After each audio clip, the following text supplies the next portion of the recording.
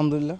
কারণ কোচ আমরা যখন ক্যাম্পে উঠি প্রথমে, তো কোচ আমাদের এই 20 দিনে যে কাজগুলো হবে তো ওগুলো বলে, এবং আমাদের কি লক্ষ্য, আমাদের প্র্যাকটিস সেশন এবং মিটিংয়ে কোচ আমাদেরকে সব কিছু বলছে। তো 2 দিন ট্রেনিং হয়েছে, তো ভালো ট্রেনিং হয়েছে।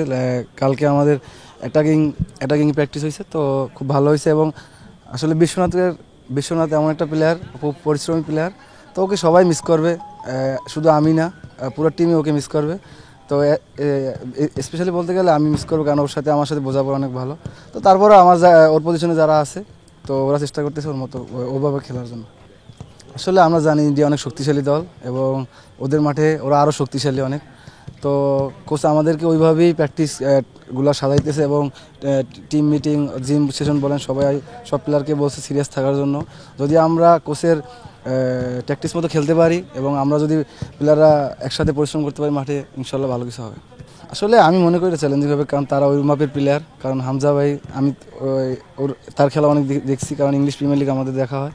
তো হামজা অনেক ভালো প্লেয়ার, এবং ফাহমিদুল ও অনেক ভালো প্লেয়ার। আমি মনে করি না ওরা আসলে আমাদের সাথে ম্যাচ করতে অতটা তাদের অনেক অসুবিধা হবে আর কি।